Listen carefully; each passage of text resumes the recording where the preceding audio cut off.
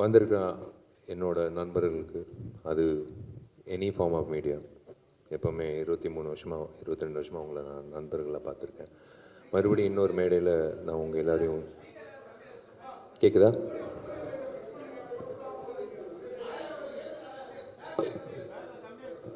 Volume கேட்குதா? Okay. எல்லோருக்கும், பத்திரிகை நண்பர்களுக்கு, ஊடக நண்பர்களுக்கு, தொலைக்காட்சி நண்பர்களுக்கு எல்லோருக்கும் வணக்கம். அதான் இதே இடத்துல இதே மேடையில் நிறைய முறை நடிகனாக உங்களை சந்திச்சிருக்கேன். முதல் முறையாக ஒரு இயக்குனரும் நடிகரும் உங்களை சந்திக்கிறது ரொம்ப சந்தோஷமாக இருக்குது. This is again memory which I can never forget, which I will take it to my grave, because ஒரு 35 ஆண்டு கனவு வந்து இன்றைக்கி நினைவாகி August 14th world wide release ஆக போகுது மகுடம் திரைப்படம். ஸோ அந்த மகுடம் திரைப்படம் மூலிமா ஒரு இயக்குனராக உங்களை சந்திக்கிறதுல ரொம்ப மகிழ்ச்சி அடைகிறேன். அதுவும் ஆர்பி சௌத்ரி சாரோட 99வது படம் சூப்பர்வுட் ஃபிலிம்ஸில் 45வது புதுமுக இயக்குனராக நான் அறிமுகமாகிறது ரொம்ப சந்தோஷமாக இருக்குது. கண்டிப்பாக அவர் நம்ம மத்தியில் இல்லை, அவர் இருந்திருந்தால் நல்லா இருந்திருக்கும். I really wanted to show the film. So கண்டிப்பாக இந்த 44 இயக்குனர்கள் அவர் எப்படி அறிமுகப்படுத்தி பெரிய அளவில் இன்றைக்கி இண்டஸ்ட்ரியில் பெரிய பேர் வாங்கியிருக்காங்களோ, அதே மாதிரி நான் எல்லா முயற்சிகளும் பண்ணி இந்த திரைப்படம் ஆகஸ்ட் 14 கொண்டு வரேன். ஸோ மன்னிக்கவும் கொஞ்சம் தாமதமாக ஆரம்பித்ததுக்கு. நான் ஒரு இயக்குனராக, ஒரு நடிகனாக உண்மையாக சொன்னேன்னா வண்டியில் தான் நான் ட்ரெஸ்ஸை மாற்றிட்டு வந்தேன். தயவுசெய்து தப்பாக நினைக்காதீங்க. நான் எதுவும் ரெடி ஆகிட்டு ரூமுக்கு போய் எல்லாம் அப்படி பண்ணல. வண்டியிலே தான் நான் ட்ரெஸ்ஸை மாற்றிக்கிட்டேன். டிரைவர் மட்டும்தான் தான். ஏன்னா ஃபைனல் மிக்சிங்கில் உங்களுக்கு நான் ட்ரெய்லர் வேறு காட்டணும், அதுவும் தமிழ், தெலுங்கு, ஆந்திரா, ஏபி, தெலுங்கானாவில் வேறு காட்டணும். ஸோ அந்த ஃபைனல் மிக்சிங் முடிச்சுட்டு மறுபடி ஸ்பிளிட் பர்சனாலிட்டி மாதிரி வண்டியில் ஏறினோடனே டிரைவர் தம்பி பிரபு விக்கி சொன்னாங்க, நீங்கள் ஆக்டருங்கன்னு. அதனால் டிஷர்ட் மறுபடியும் சாய் தன்ஷிகா கொடுத்த டிஷர்ட்டும், இந்த மாப்பில் நான் தாங்க, பேண்ட்டு சட்டை அவங்களுக்கு தான், சாய் தன்ஷிகா அது அவங்க கொடுத்தாங்க. இது இப்படி தான் போய் நிற்கணும் எல்லோரும் முன்னாடியும். ஸோ அதனால் thank you for coming. More to talk as we continue. Thank you, love you. வணக்கம், மறுபடியும் வணக்கம். சாரி லேட்டாக போயிட்டு இருக்கிறதுனால ஸ்ரீகாந்த் சாரோட ஸ்பீச்சை எடிட் பண்ணிட்டோம். Editor Srikanth sir. ஏன்னா நாங்கள் 2 பேர் போய் மறுபடியும் இப்போது ஃபைனல் ட்ரிம்மிங் எடிட்டிங்கில் வேலை இருக்குது. இப்போது ஓடணும். இப்போது சாரோட உட்காரணும். அடுத்து தெலுங்கு டப்பிங் இருக்குது. அப்புறம் ஜிவி ஸ்டுடியோவுக்கு போகணும். நிறைய இருக்குது. எனக்கு முதல்ல வந்து இந்த திரைப்படம் அமைச்சு கொடுத்த, அதாவது ஒவ்வொரு நடிகனுக்கும் ஒரு இக்கட்டான ஒரு சூழ்நிலை ஏற்படும் கெரியரில்.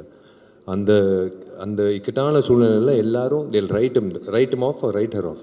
அவ்வளோதான், இதோட முடிஞ்சிச்சு, கெரியர் முடிஞ்சிச்சு, இதோட எழுந்திரிச்சு வர முடியாது அப்படின்ற ஒரு சூழ்நிலை வரும்போது, when everyone wrote me off, there were 2 people. In fact almost 14 months நான் வீட்டில் உட்காந்தேன் நடிக்க முடியாமல். ஏன்னா சில பேர்னால அது நான் சொல்ல விருப்பப்படல. அது ஓகே, அது ஒரு face.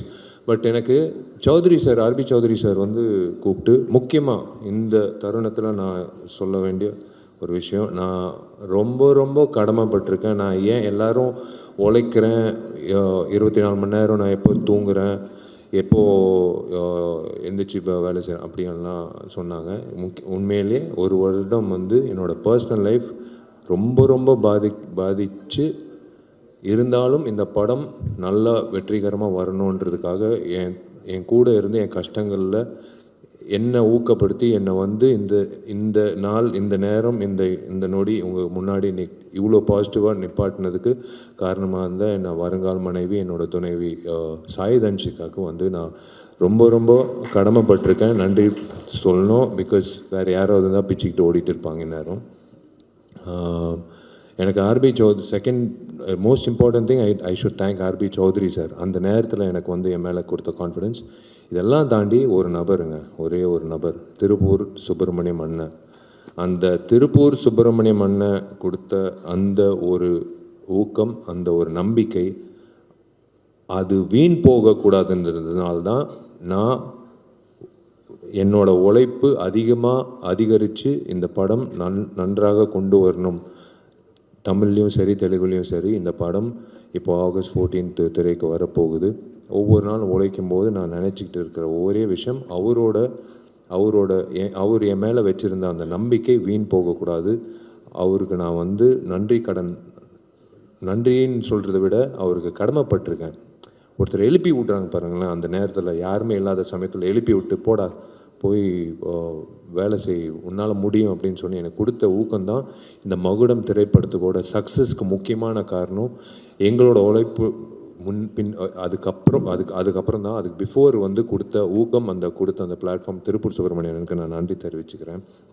And most importantly, I should thank all my artists and my technicians. எனக்கு this is the most challenging film நான் சொல்லுவேன். பிகாஸ் ஸ்க்ரீனுக்கு, அதாவது கேமராக்கு முன்னாடி கேமராக்கு பின்னாடி அப்படின்ற ஒரு சந்தர்ப்பத்தில் வந்து சில நேரத்தில் I became a split personality. I would say இது ஏன்னா போய் நடிக்கணும். நான் நடிக்கும்போது எல்லா ஆர்டிஸ்ட்க்கும் நான் சொல்லிவிடுவேன், நான் ஸ்டார்ட் கேமரா ஆக்ஷன் சொல்லி ஒரு செகண்ட்க்கு அப்புறம் நீங்கள் நடிங்கன்னு சொல்லுவேன். ஏன்னா எனக்கு அந்த எடிட் பாயிண்ட், நான் திடீர்னு நடித்தா அது அந்த வசனம் பேசினா அது கஷ்டம்னு சொல்லும்போது பேசி முடித்த உடனே அதுதான் அந்த கஷ்டமான விஷயம். அவங்க பேசி நடித்து முடித்ததுக்கப்புறம் மறுபடியும் நான் போய் அந்த காட்சியை பார்த்து வந்து நடிக்கிறது தான்.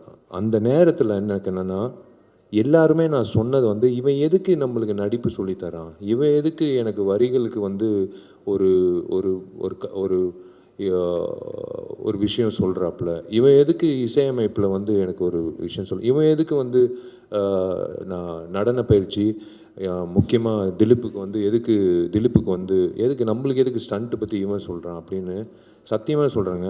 இந்த ஈகோ இல்லாத இந்த கூட்டம்னால தான், இந்த ஈகோ இல்லாத இந்த டெக்னீஷியன்ஸ், இந்த ஆக்டர்ஸ் ஆக்ட்ரஸஸ், இந்த டீம் எனக்கு கிடைச்சதுனால தான் மகுடம் வந்து இவ்வளோ சிறப்பாக வந்திருக்கு.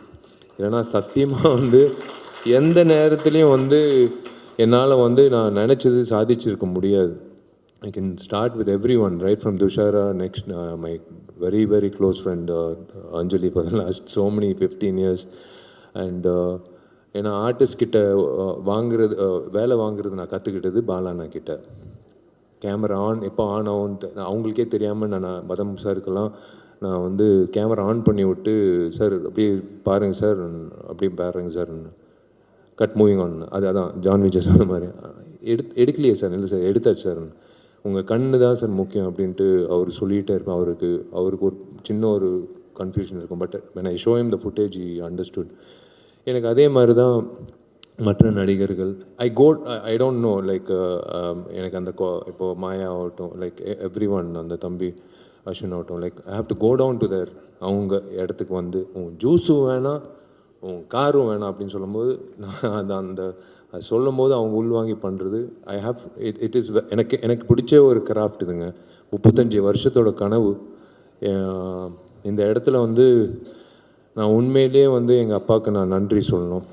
எப்படி நீங்கள்லாம் எப்படி காத்துட்டு இருந்தீங்களோ, கிட்டத்தட்ட ஒரு 4.5 மணி நேரம் வந்து அவர் நின்றுட்டு இருந்தார். நான் அர்ஜுன் சார்கிட்ட உதவி இயக்குனராக வேலை செய்கிறதுக்கு நான் கேட்கும்போது அவர் ஷூட்டிங்கில் இருந்தார். பட் 4.5 மணி நேரம் நின்னார். வேணாப்பா, தெரிஞ்ச அர்ஜுன் அங்கிள் தான், எனக்கு எத்தனையோ வருஷம் பழக்கம். பட் இருந்தாலும் இல்லைடா, நீ அசிஸ்டன்ட் டைரக்டராக சேர போகிற, ஸ்கூலில் உனக்கு எப்படி அட்மிஷன் நின்னனோ அதே மாதிரி உனக்கு நான் நின்று நான் உனக்கு வேலை வாய்ப்பு கேட்க போகிறேன் அப்படின்னு சொல்லி நின்று எனக்கு ஊக்கப்படுத்தி என் கனவை நினைவாக்கின எங்கள் அப்பாவுக்கு நான் வந்து நன்றி தெரிவித்தே ஆகணும். அது வந்து நான் கடமைப்பட்டிருக்கேன் எங்கள் அப்பாவுக்கு. ஏன்னா ஒவ்வொருத்தருக்கும் ஒரு கனவு இருக்கும். ஆனால் சினிமான்னு சொல்லும்போது நிறைய பேர் பெற்றோர்கள் வந்து இல்லை மீடியா சினிமாலாம் வந்து முக்கியமாக பெண்களுக்கும் அந்த விஷயம் இருக்கும். இல்லை மீடியாவில் வந்து தப்பு, அதுக்குள்ள போகக்கூடாது அப்படின்னு சொல்லுவாங்க. ஆனால் எங்கள் அம்மா வந்து முக்கியமாக சண்டைக்கோழி காரணம் வந்து எங்கள் அம்மா தாங்க. எங்கள் அப்பா வந்து இல்லை இவ்வளோ காசுலாம் செலவு பண்ண முடியாதுன்னு எங்கள் அம்மா சொன்னாங்க.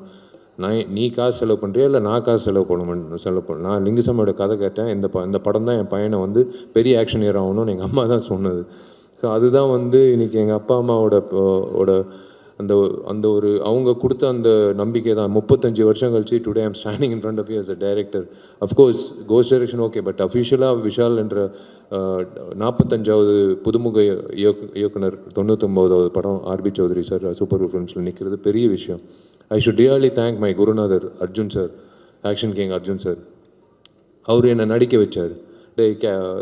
தேரிக்கே வெய்டா அந்த கிளாப் போர்டு வந்து நடிடான்னு சொல்லி அன்றைக்கி நடிக்க வச்சு என்னை வந்து ஃபோட்டோ ஷூட் பண்ணி என்னை வந்து நடிகராக வந்து போய் நடிக்க ஆரம்பிடான்னு சொன்னது அவர்.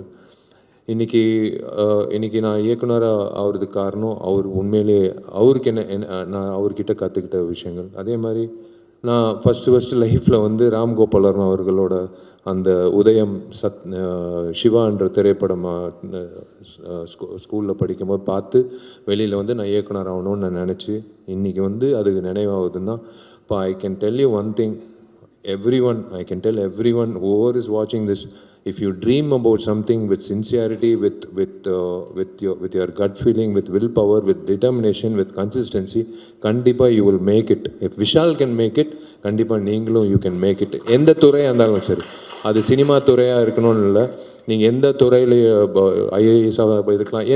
என்னோட பசங்க, என்னோட தங்கச்சிங்க இன்றைக்கி எல்லாரும் பெரிய பட்டதாரிகளாக பெரிய எல்லா காலேஜ்லேயும் வந்து எல்லா கிராமத்து பிள்ளைங்க தான். பட் இருந்தாலும் சரிசமமாக உட்கார வச்சு அவங்க இன்றைக்கி வந்து எல்லா காலேஜில் என் பசங்க வந்து இன்றைக்கி வந்து பட்டதாரிகளாக இருக்காங்கன்னா definitely it's because of their will power and definitely it's because of that consistency. That's what I would like to tell you. And yes, எனக்கு இந்த திரைப்படத்தில் எனக்கு அமைஞ்ச இதோ ரிச்சர்டு தம்பி டிஓபி ரிச்சர்டு வந்து நம்ம ரொம்ப வருஷமாக எனக்கு we have done so many films. Summer, நான் சிவ மனிதன், என்ன மதகஜராஜா, இன்னும் எல்லாம். இந்த படத்தில் வந்து அவனுக்கு கரெக்டாக தெரியும் அந்த எடிட் பாயிண்ட்டு வந்து. ஒரு நாள் ஆக்சுவலாக துஷாரா டேட்டு பிரச்சனை.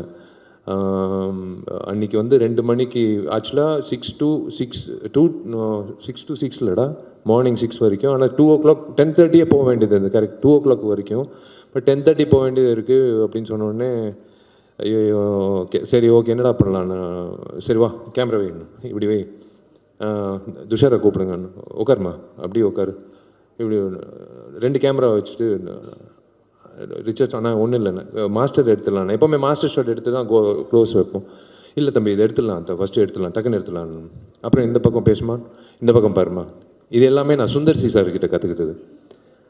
இது சுந்தர் சி சார் எப்படின்னா, நீங்கள் வந்து இந்த பேக்ட்ராப்லேயே வந்து சுவிட்சர்லாண்டில் சாங் படப்பிடிப்பு நடந்த மாதிரி அவர் காட்டிடுவார். சலிக்கவே ஆர்டிஸ்ட் வரலையா, பிரச்சனை இல்லை, கேமரா இப்படி திருப்புங்க, இந்த பக்கம் வந்து ஒரு எரும மாடு இருக்கா, பிரச்சனையே இல்லை, அனிமல் வெல்ஃபேர் சர்டிஃபிகேட் வேணாம் தேரும், இப்படி வாங்க, இப்படி தான் அவர். ஏன்னா அதுதான் அவர்கிட்ட கற்றுக்கிட்டது சுந்தர்சி சார். அன்றைக்கி வந்து அந்த காட்சி நானும் ரிச்சர்டு வந்து 10:30 மணிக்கே அமிச்சிட்டோம். ஓகேம்மா, அவங்களுக்கும் புரியல சார், என்ன பாரு முடிஞ்சிச்சுமான். அதுக்கப்புறம் ரிச்சர்டுக்கு வந்து உட்காந்து நம்ம வாடா சாப்பிட்லாம்டா, சாப்பிட்டு நிதானமாக எடுக்கலாம் இப்போ 2 மணி வரைக்கும். அப்போ தான் ரிச்சர்டுக்கு, ஏன்னா இவன் இருந்ததுனால தான் என்னால் அந்த காட்சியை வந்து அவ்வளோ சிறப்பாக அமைச்சு கொடுத்தது. ஏன்னா we knew the edit, both of us knew the edit. இது அதே மாதிரி Pon Parthiban, he knows my wavelength is the same. Hari sir படங்களில் நாங்கள் பயணிச்சிருக்கோம். அதுக்கப்புறம் இஸ் கம் அஸ் இரும்புத்தியில் 2 பேர் நான் பயணிச்சிருக்கோம். இன்றைக்கி எனக்கு ஒரு டைலாக் ரைட்டராக வரும்போது he knows the wave length, every one knows my wave length. அதுதான் எனக்கு ரொம்ப பிடிச்ச ஒரு விஷயம் ஒன்று. இது இவன் சொல்கிறானே, இவன் என்ன திடீர்னு, ஏன்னா உமாதேவி மேடம் நான் ஃபஸ்ட்டு இந்த பாட்டு சொல்லும்போது அவங்க எனக்கு மெசேஜ் போடுறாங்க, சார் நான் எவ்வளோ பாட்டு எழுதியிருக்கேன், ஆனால் எனக்கு இது ஒரு சேலஞ்சாக இருக்குது, எனக்கு ஒரு மாதிரி பயங்கரமாக இருக்குது சார். மேடம் இதே தான் நான் என் டார்லிங் திலீப் கிட்ட சொன்னேன், ஊட்டியில் புல்லரிச்சிச்சுன்னா கண்டிப்பாக இந்த படம் சூப்பர் ஹிட் மேடம். அவனுக்கு வந்து திலீப்புக்கு வந்து புல்லரிச்சிச்சின்னு நான் சொன்னோன்னு இந்த காட்சி டார்லிங். இப்போ 6 நிமிஷம் அப்பாவோட, இப்போ பார்த்தீங்க முத்துமணி மேலே சாங்கு, அது ஒரு கிட்டான ஒரு இடத்துல வரும் அந்த ஸ்க்ரீன் பிளேயில். அதுக்கப்புறம் 6 நிமிஷத்தில் கிளைமேக்ஸ் டார்லிங், என்ன பண்ணலாம், என்ன ஆகும்னு எல்லாருக்கிட்டையும் கேட்டேன். அந்த வகையில் எல்லோரும் வந்து யோசித்தாங்க என்ன வரும்னு. வழக்கம் போல் விஷால் வருவான், அடிப்பான், ரிவெஞ்ச் எடுப்பான். இல்லை, இந்த இடத்துல ஒரு விஷயம் இருக்குது. இது விஷால் படத்தில் மட்டும் இல்லை, எந்த திரைப்படத்துலையும் இந்த மாதிரி ஒரு கிளைமேக்ஸ் காட்சி வந்திருக்காது, வரல, எனக்கு தெரிஞ்சு வரல டெஃபினட்டாக. Last I don't think anyone will do it, or I don't know அந்த மாதிரி அமைஞ்சிருக்கா எனக்கு தெரியல. தேங்க்ஸ் டு உமாதேவி மேடமோட வரிகள். அண்ட் திலீப்போட அந்த புரிதல், திலீப்போட கொரியோகிராஃபி, நாங்கள் வந்து we try to do something magical to that last 8 minutes of the film Magudam. I am looking forward. அதே ரோஹிணி தேட்டரில் எப்படி எனக்கு பிடிச்ச நடிகர் விஜய் இன்றைக்கி சிஎம்மாக இருக்கார், அவர் வந்து நான் ரசித்து பார்த்துருக்கேன். அதே ரோஹிணி தேட்டரில் தான் நானும் திலீப்பும் அந்த காட்சிக்கு எப்படி கைத்தட்ட போகிறாங்கன்னு நான் பார்க்க போகிறேன். எனக்கு அதே மாதிரி தான் பிரதர் ஏகாதசி ஆகட்டும், கருணா ஆகட்டும், எனக்கு விவேக் இங்கிட்ட இல்லை, எல்லோரும் வந்து they love the fact that Vishal is saying something which we can understand. சரி, ஓகே சொல்கிறாரு, ஓகே கரெக்டாக இருக்குது அப்படின்னு சொல்லி புரிதல் இருக்கு பாருங்களேன். அதுதான் எனக்கு ரொம்ப பிடிச்சது. இந்த தம்பி இருக்கானே, இவன் வந்து சும்மா ஏதோ ஒரு இதில் எனக்கு என்னென்னா, காது வந்து நான் டால்பி சரவுண்ட் சவுண்ட் மாதிரி எங்கிட்ட இப்போ பேசிகிட்டே இருக்கும்போது யாரோ அவங்ககிட்ட வந்து இவன் ரொம்ப நேரம் பேசிகிட்டு இருக்கானேன்னு யாரோ சொல்கிறாங்க, எனக்கு கேட்குது. அந்த மாதிரி எனக்கு இப்படி உட்காந்துட்டு இருக்கும்போதே வந்து எவனோ ஒருத்தன் ரேப் பண்ணிகிட்டு இருக்கான், யார் அவன் சம்மந்தமே இல்லை, அவன் ரேப் பண்ணிட்டு இருக்கான், கூப்பிட்றான் அவனு பார்த்தா இவன் தான் வினோத். வந்தான், ஒரு பாட்டு பண்ணாச்சு. I'm going to introduce him next couple of months. Independent musician ஒரு ஆல்பம் வச்சுருக்கான். அது ஆக்சுவலாக அந்த பிளான் இருந்தது. That's why we introduce him. எனக்கு இந்த படத்தில் ஒரு மிகப்பெரிய தூணாக இப்போவும் இருந்துகிட்டு இருக்காப்புல. Is still doing. ஏன் ஜிவி வரலண்ணா, ஜிவி பிரகாஷ் டார்லிங்கு இந்த இப்போ RR போயிட்டுருக்கு. நான் இப்போ இழுத்தேன்னா August 14 என் படம் ரிலீஸ் ஆகாது. அவர் RR வாசிச்சிருக்கார், 2 திரைப்படம் வருது. ஸோ அதனால் வந்து அஃப்கோர்ஸ் டெஃபினெட்லி விஸ்வநாதன் சன்ஸும் டெஃபினட்டாக நல்லா ஓடணும், மகுடமும் நல்லா ஓடணும் நான் வேண்டிக்கிறேன். இந்த ஜிவி பிரகாஷ்ன்ற ஒரு ஒரு டெக்னீஷியன் இருக்கானே, உண்மையிலேயே ஒரு வரங்க, ஒரு புதுமுக இயக்குனருக்கு ஒரு வரம். நான் எப்படி ஜிவிக்கு நன்றி சொல்லுன்னு தெரில. ஏன்னா ஒரு 3 வாட்டி நேஷ்னல் அவார்டு வாங்கினவர் வாசிச்சுட்டு இருக்காப்புல. முக்கியமாக எந்த சாங் தான், உமாதேவி மேடம் நின்றுட்டு இருந்தாங்க, நான் சம்மந்தமே இல்லாமல் டான்ஸ் மாஸ்டர் அசார் கூப்பிட்டேன். டார்லிங் இல்லை டார்லிங் இந்த மாதிரி இல்லை அப்படின்னு சொல்லிட்டு நான் பாட்டு எதோ பண்ணிகிட்ருக்கேன். இப்படி பார்த்தாப்புல என்னை திட்ட போகிறாப்புலையான்னு, ஏன்னா நான் என்ன அறியாமல் நான் கொஞ்சம் அத்துமீறலாக போயிட்டேன். டார்லிங் எனக்கு இப்படியே அப்படியெல்லாம் ஏதோ பண்ணேன். இவர் என்ன பண்ணுறாரோ அதை அப்படியே ஃபாலோ பண்ணுங்கள், நான் ஈவினிங் வந்து நான் கரெக்டாக பண்ணுறாப்புல அப்படின்னு சொல்லிட்டு போயிட்டாப்புலங்க. எனக்கு அவர் கொடுத்த அந்த ஸ்பேஸ்னால தான் 5 பாடல்களும், எஸ்பெஷலி கிளைமேக்ஸ் சாங், நீங்கள் இன்னும் நாளைக்கு தான் வெளியிட போகுது, ட்ரெய்லர் ஆகட்டும், எல்லாமே வந்து ஒரு அந்த லைஃப் கொடுத்துருக்காப்புல. இந்த படத்துக்கு வந்து ஒரு பேக்ரவுண்ட் ஸ்கோர் ஆகட்டும், is been like is understood. ஒரு புது இயக்குனருக்கு கிடைக்கிற ஒரு மிகப்பெரிய பாக்கியம் வந்து ஒரு பேக்ரவுண்ட் ஸ்கோர் பண்ணக்கூடிய ஒரு பாடல்கள் அமைச்சு கொடுக்குற ஈகோ இல்லாத ஒரு மியூசிக் டைரக்டர். இல்லைனா அப்படியே வெளியில் கை கட்டிக்கிட்டு நின்றுட்டு இருக்கணும், அவர் என்ன வாசிக்க போகிறாருன்னு தெரில, அப்படியே கொடுப்பாங்க ஒரு சாங், அப்படியே எடுத்துகிட்டு போய் ஷூட்டிங் பண்ணோம். ஆனால் அப்படி கிடையாது, அவ்வளோ இடம் இருந்ததுனால தான் I'm really thankful to GV. And yes of course there is இந்த ஆள் இருக்கானே ஜான் விஜய். முதல் தடவை ஜான் விஜய்னால் ஜாதி சண்டைனால நான் வந்து லயோலா காலேஜில் எனக்கும் இவனுக்கும் சம்மந்தமே கிடையாது. ஃபஸ்ட் டைம் ஆக்சுவலாக அப்போ தான் எனக்கு தெரியும் ஜான் விஜய் என் சீனியர், அவ்வளோ க்ளோஸ் கூட இல்லை. ஆனால் இவனால் வந்து ஒரு பெரிய கலவரமே நடந்தது லயோலா காலேஜில். நான் இப்படி நின்றுட்டுருக்கேன், வந்து எங்கே இருக்கான் அந்த ஜான் விஜயன் தெரிலங்க, அவர் எனக்கு தெரியாதுங்க, சீனியரு, நானே எப்போயோ ஒரு வாட்டி தான் கிளாஸுக்கு வருவேன், தேடிட்டு இருந்தாங்க ஜான் விஜய்க்காக. அப்போலேருந்து தெரியும் இந்த மனுஷன். இவரை கூப்பிட்டு நடிக்க சொல்லி வி போத் அந்த நடிக்க ஆரம்பிக்கும் போது ஜான் எப்போவுமே வந்து ஃபுட்டேஜ் இவ்வளோ கொடுப்பாரு, எல்லாமே நல்லாயிருக்கும், ஆனால் எல்லாமே சாப்பிட முடியாது இல்லையா, ஓரளவுக்கு தானே நம்ம பசிக்கு, அவ்வளோதான், அதுதான் எடுத்துக்கணும். ஜான் ஒரு குழந்தை மாதிரி. இப்போ கூட எனக்கு பாருங்களேன் அந்த பிளாக்கில் அது ஏதோ, ஏன்னா நானும் உதயாலாம் வந்து ஒரு நாள் எங்களுக்கெல்லாம் அந்த டைமில் கிளப்புக்குள்ளே வந்து கேர்ள் ஃப்ரெண்ட் இருந்தாலாம் கிளப்புக்குள்ளே என்ட்ரி. அப்போது நாங்கள்லாம் வந்து ஐ திங்க் ஸ்கூல் தானே ஜான், அப்போ நாங்கள்லாம் நின்றுட்டுருக்குறோம் கிளப்பில் என்ட்ரியில். ஒரு தலைவர் நம்பால் ஒரு லுங்கி, ஒரு சட்டை, ஒரு கூலிங் கிளாஸு, அப்போது ரேபேனு, அது வேறு, அது நான் சொல்லக்கூடாது, அது டிஸ்க்ளைமர் கார்டு வச்சுக்கிட்டு அவர் பாட்டு உள்ள பவுன்ஸ் தள்ளுற யார் நம்ம டெப்யூட்டி சிஎம் எல்லாம் நின்றுட்டுருக்கோம், நாங்கள்லாம் நின்றுட்டுருக்கோம். இவர் வந்து யாருமே இல்லைங்க, பொண்ணு நோ கேர்ள் ஃப்ரெண்ட் கூட, அவர் பாட்டு உள்ளே போகிறாருங்க கிளப்புக்குள்ளே. எங்களுக்கு வேந்து யாரா வேண்டாலும் இப்படி ஒரு ஆட்டிடியூட் இப்போ வரைக்கும் அதே ஆட்டிடியூட் வச்சுருக்காப்புல. அதுதான் நான் பயன்படுத்தினேன் இந்த படத்தில். இந்த படத்தில் வந்து பயன்படுத்தியிருக்கேன். இன்னொன்று முக்கியமாக எனக்கு இளையராஜா சாருக்கு நான் மிக்க நன்றி சொல்லணும். நான் மிகப்பெரிய ரசிகன்.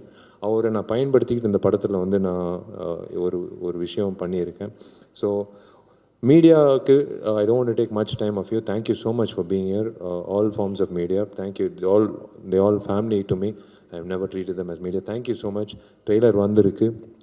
In another next அடுத்த வெள்ளிக்கிழமை you're going to watch it on silver screen, and then I have nothing to talk beyond that. I will wait for you all to tell me how the film is as me as a director, and then I will speak to you how why வேறு.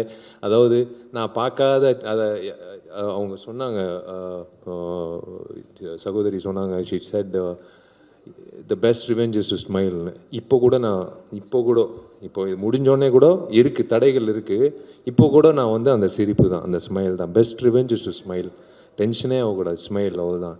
நீ உன் பாதை, நீ வெற்றி நோக்கி போகிற இடையில வர தடைகளெல்லாம் அப்படி தட்டி தூசி தட்டி போயிட்டே இருக்கணும். அது எனக்கு பழக்கம் ஆயிடுச்சு.